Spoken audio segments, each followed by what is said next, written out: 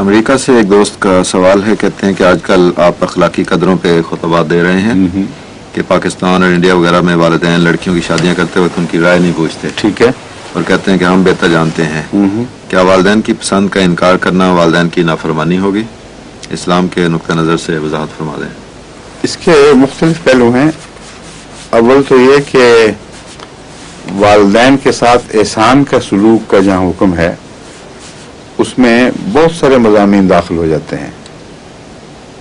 ایک آدمی، ایک نوجوان اپنے والدین کی خواہش کو اس طرح نظر انداز کر دے کہ اس میں گستاخی کا رنگ پایا جائے، اس میں سختی ہو، ضد کا پہلو ہو، تو یہ اس آیت کے مضمون کے منافی ہے جس میں والدین سے احسان کے سلوک کا ارشاد فرمایا گیا ہے۔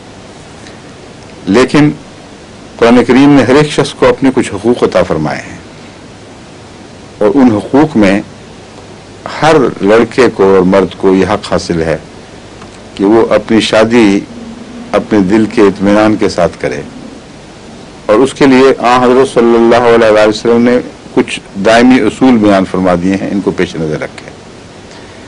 اور کہیں بھی قرآن کریم میں یہ حدیث میں والد کا یہ حق میں نے نہیں پڑھا کہ والد اپنے بیٹے کو حکم دے کہ تم اس جگہ ضرور شادی کرو، لیکن شادی ہونے کے بعد طلاق کا ارشاد ملتا ہے، وہ حدیث سے ثابت ہے کہ حضرت ابراہیم علیہ الصلوۃ والسلام نے حضرت اسماعیل علیہ الصلوۃ والسلام کو طلاق کا مشورہ دیا، لیکن چونکہ وہاں دونوں نبی تھے اور دونوں کا معاملہ ایک ہی تھا، اس لیے وہ مشورہ بھی حکم تھا، یعنی حضرت اسماعیل کے لیے حکم بن گیا تھا۔ اس لیے اس سے شرعی استنباط نہیں ہو سکتا کہ ہر باپ اپنے بیٹے کو طلاق کا حکم دے سکتا ہے، اگر کوئی نتیجہ نکالے تو غلط ہوگا۔ ایک نبی اللہ جو اس مرتبے کا، اس شان کا نبی تھا جیسے حضرت ابراہیم، اور اسماعیل ذبیح اللہ جو اپنا ایک خاص مقام اور مرتبہ رکھتے تھے، ان کے آپس کے ایسے تعلقات تھے کہ جو ابراہیم نے دیکھا وہی اسماعیل نے قبول فرمایا، اس لیے ان معنوں میں وہ ایک خاص معاملہ ہے، اس کا حوالہ دے کر یہ نہیں کہا جا سکتا کہ طلاق کا حکم دے سکتا ہے، مگر دینی غرض سے مشورہ دے سکتا ہے، کیونکہ وہاں دینی غرض تھی اور وہاں مشورہ ہی سر آنکھوں پر تھا۔ اس لیے اگر بیٹا شریف الطبع اور اسماعیلی صفات رکھتا ہو اور سمجھتا ہو کہ واقعتاً جیسا کہ حضرت اسماعیل کو یقین تھا کہ دینی نقص ہے یہ جو شان نبوت کے خلاف ہے، اس لیے ان حالات میں اگر کوئی بیٹا یہ سمجھتا ہو کہ ایسا دینی نقص میری بیوی میں ہے کہ میرے باپ کا مشورہ جائز ہے کہ اس سے میری اولاد تباہ ہوگی یا دین کے حقوق ادا نہیں کر سکوں گا، جو مجھ پہ تقاضے ہیں وہ میں پورے نہیں کر سکوں گا، تو پھر اس حکمت کے پیش نظر طلاق بھی دے دینی چاہیے، مگر یہ نہیں کہا جا سکتا کہ باپ کو اجازت ہے کہ حکم دے۔ بس نہ شادی کرنے کا حکم دے سکتا ہے کسی خاص عورت سے، نہ طلاق دینے کا حکم دے سکتا ہے کسی خاص عورت سے، مشورہ دونوں جگہ دے سکتا ہے، اور مشورے کی کوئی بات مانے نہ ہو تو حسن سلوک کا تقاضا یہ ہے کہ انسان ادب کی راہ اختیار کرتے ہوئے باپ کی بات مان لے، لیکن اس میں ایک شرط ہے کہ اس کی بات مان کے کسی اور کے حقوق پر بد اثر نہ پڑے۔ احسان عدل کے مقابل پر نہیں ٹھہرتا، عدل کے قیام کے بعد احسان کی باری آتی ہے۔ اگر ایک لڑکا سمجھتا ہے کہ میں نے اگر باپ کی مرضی سے شادی کی تو میں اس لڑکی سے انصاف نہیں کر سکوں گا، جو خدا تعالیٰ نے اس کے حقوق مقرر فرمایا وہ میں دے نہیں سکوں گا، تو ایسی صورت میں احسان کا مضمون رستے سے اٹھ جائے گا۔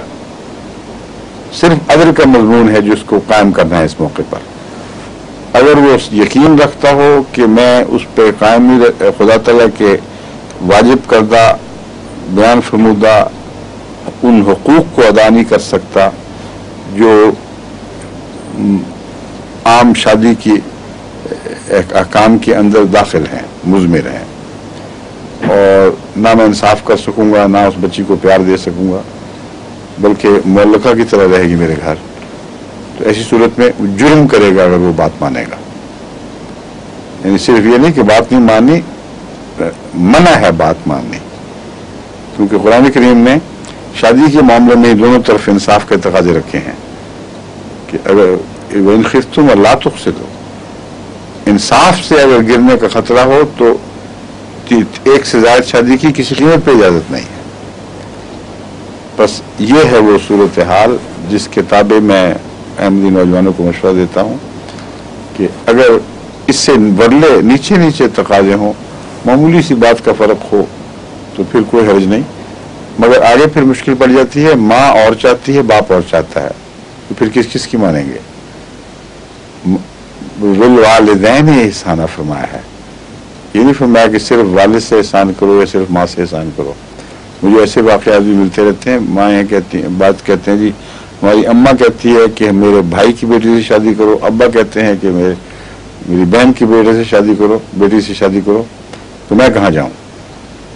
تو اس وقت یہی اصول کار فرما ہونا چاہیے کہ آپ کا دل، آپ کا مزاج جس کو قبول کرتا ہے شوق سے قبول کریں، اور اگر نہیں قبول کرتا تو باہر جو خدا نے آپ کو حق دیا ہے اس کو استعمال کریں، مگر اس عرصے میں والدین سے نرمی اور احسان کا سلوک کرتے ہوئے لجاجت سے ان سے معذرت کریں کہ میں مجبور ہوں، بے اختیار ہوں، مجھ پر زور نہ دیا جائے۔ جہاں تک لڑکی کا تعلق ہے، ابھی بات نہیں ختم ہوئی، کوئی جلدی نہ کریں، جہاں تک لڑکی کا تعلق ہے اس میں ایک زائد امر شامل ہو گیا ہے۔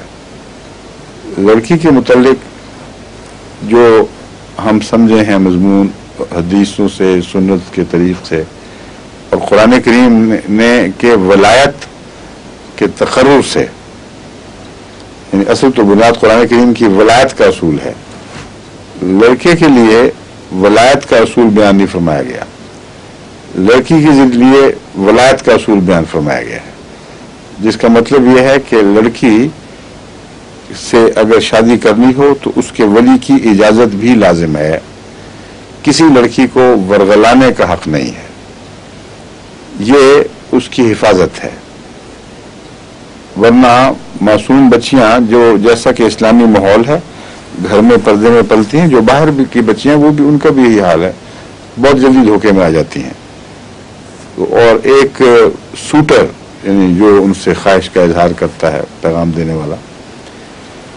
وہ آج کل ہندوستان مغرب وغیرہ کے ماحول میں تو بہت ہی زیادہ کثرت کے ساتھ دھوکہ دیتا رہتا ہے، ان کو ایک دفعہ نہیں بارہا لڑکیوں کو دھوکہ دیتا ہے، اور اس کے نتیجے میں جب شادی طے ہو جائے تو پھر اس کے پر پرزے نکلتے ہیں۔ تو اس لیے لڑکی کی حفاظت کی خاطر، چونکہ وہ اس معاملے میں نسبتاً زیادہ دھوکہ کھانے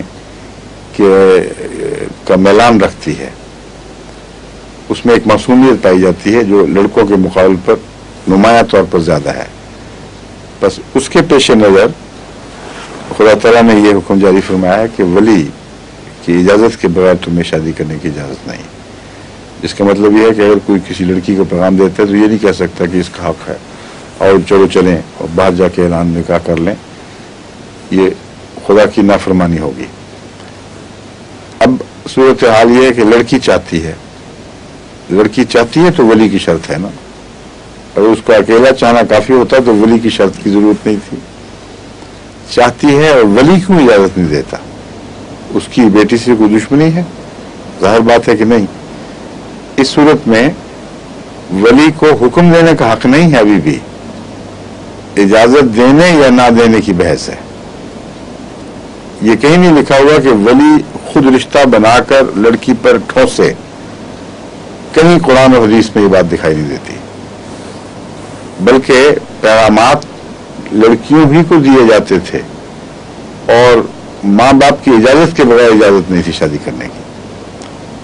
بعض لڑکیاں پسند کرتی تھیں، بعض انکار کر دیتی تھیں، رسول اللہ صلی اللہ علیہ وسلم کے زمانے میں باہر ایسا ہوا ہے، یہ کسی نے کہا کہ مجھے پسند نہیں، آپ نے فرمایا ٹھیک ہے نہ کرو۔ تو اس لیے لڑکی کا انتخاب کا حق اس کا ہی ہے، اس کے انتخاب کے حق میں جو ٹھوکر کا احتمال ہے، جو غلطی کا احتمال ہے، اس کو سنبھالنے کے لیے ایک ولی کا سہارا دیا گیا ہے کہ بعض باتیں والدین زیادہ سمجھتے ہیں، لڑکے کے ماحول، اس کے بیک گراؤنڈ، اس کے پس منظر کو دیکھتے ہوئے، باہر کی دنیا میں اس کے چال چلن، اس کی جو شہرت ہے ہر قسم کی، اس پر نظر رکھ کے اگر وہ یہ سمجھیں کہ یہ لڑکا گندا لڑکا ہے، گندی صحبت رکھتا ہے، گندی اس کی شہرت ہے، اس سے پہلے پتہ نہیں کس کس بات میں ملوث ہو چکا ہے، تو والد کا حق ہے کہ لڑکی کو کہے یہ مناسب نہیں ہے. اور اگر لڑکی اصرار کرے تو والد کا حق ہے کہ اسے روک دے کہ میں اس میں تمہیں اس کی اجازت نہیں دوں گا، اور کوئی انتخاب ہے تو ٹھیک ہے مگر اس کی اجازت نہیں. ایسی صورت میں یہ بھی تو احتمال ہے یا امکان ہے کہ باپ غلط ہو اور بیٹی درست ہو، کیونکہ مختلف قسم کے انسان ہیں. بعض مرد بڑے ضدی ہوتے ہیں، وہ اپنی انا کا مسئلہ بنا لیتے ہیں اور کہتے ہیں نہیں بس میں یہاں نہیں کرنے دینی. ایسی صورت میں پھر کیا حل ہے؟ تو اسلام اس میں یہ حل تجویز فرماتا ہے کہ ایسی لڑکی کو ولی اعلیٰ، ولایت اعلیٰ کی طرف رجوع کرنے کا حق ہے. اور ولایت اعلیٰ سے مراد ہے نظام قضاء کی آخری صورت یا خلیفہ وقت اگر خلافت موجود ہو. تو اس میں اس شق کی وجہ سے ہر بچی کو یہ ایک ضمانت مل گئی ہے کہ اگر خدا نخواستہ کوئی باپ خود ضد کی وجہ سے اپنی بیٹی کا اپنی بیٹی پر ولایت کے حق کا غلط استعمال کر رہا ہے تو ولایت اعلیٰ پر لازم نہیں ہے کہ اس والد سے ضرور پوچھے کہ تم میرا فیصلہ منظور ہے کہ نہیں. ولایت اعلیٰ کا حق ہے کہ اگر اسے اطمینان ہو کہ لڑکی درست ہے اور باپ غلط ہے تو لڑکی کو اجازت دے دے، اور اس کے اطمینان کی جو کئی صورتیں ہو سکتی ہیں اس کے بعد وہ خدا کے حضور حاضر جواب دہ ہے. اگر ظاہری ولی کو یہ شکوہ ہو کہ اس نے پوری تحقیق نہیں کی تو یہ وہ جانے اور اس کا مالک جانے، اللہ جانے. اللہ نے اس کو ولایت اعلیٰ عطا فرمائی ہے، اس لیے اس کا فیصلہ بہرحال فائق ہو جائے گا. بس ایسی صورت میں وہ اعتراض کے حق کو اٹھا سکتا ہے.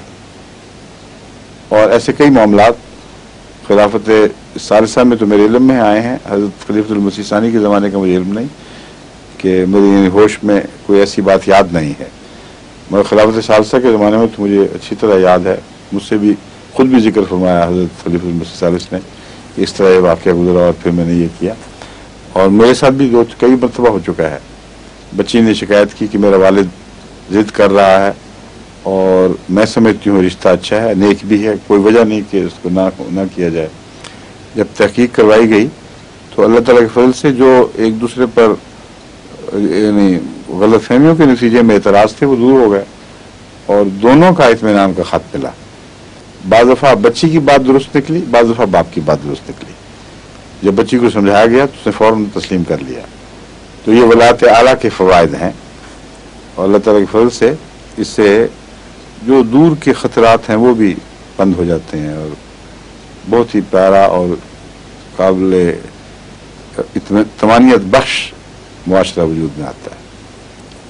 آگے اللہ تقسط والی جو ہے فرمائی غالباً اللہ تعدلو کے الفاظ آتے ہیں، شاید تعدلو بھی ہے اور تقسطو بھی ہے. جہاں تک مجھے یاد ہے شروع میں ایک لفظ ہے، دوسری جگہ چیک کر کے دیکھیں، مجھے بتائیں قرآن کریم میں.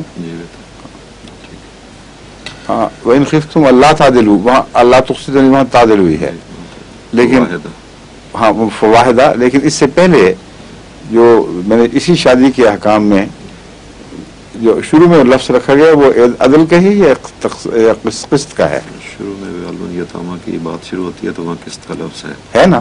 وہ کیا لفظ ہے؟ اللہ تقسط فی الیتامہ، وہی ہے.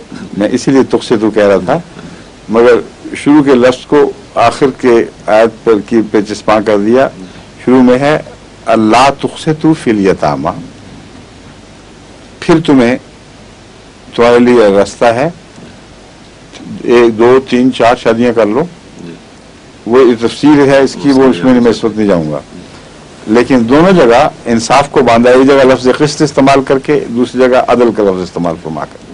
تو اپنے اچھا کیا یاد کرا دیا کہ وَإِنْ خِفْتُمْ اللہ تعدلو ہے، اللہ تعدلو ہاں فواحدۃ اعدلوا وَأَقْرَبُ لِلتَّقْوَىٰ. اور پہلے جو اللہ تقسیدو کے ساتھ فواحد وہ ہے اللہ تقسطوا فی الیتامى ہاں. اور یہاں ہے اللہ تعدلوا فواحدہ.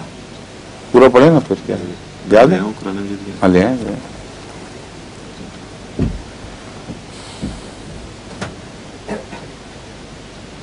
اعدلوا هو اقرب للتقوى.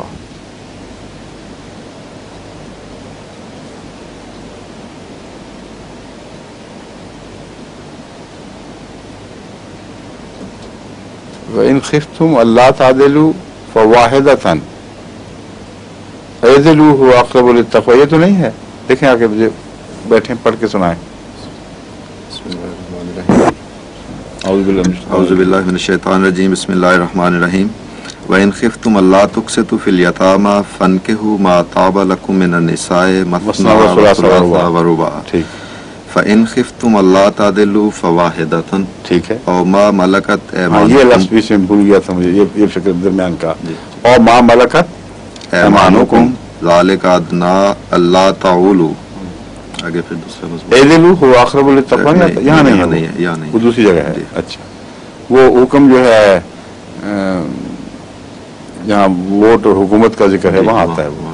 اچھا اب اس آیت کو دوبارہ پڑھ دیں تاکہ میں ذہن میں نقش کر لوں ایک دفعہ، دوبارہ یاد میں دقت نہ پیش آئے. پھر پڑھیں. وَإِنْ خِفْتُمْ أَلَّا تُقْسِطُوا فِي الْيَتَامَى فَانكِحُوا مَا طَابَ لَكُم مِّنَ النِّسَاءِ مَثْنَىٰ وَثُلَاثَ وَرُبَاعَ.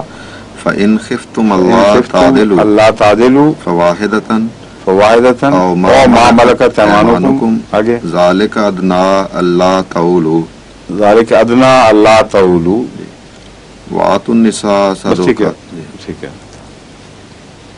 آگے چلیں. اگلا سوال. جرمنی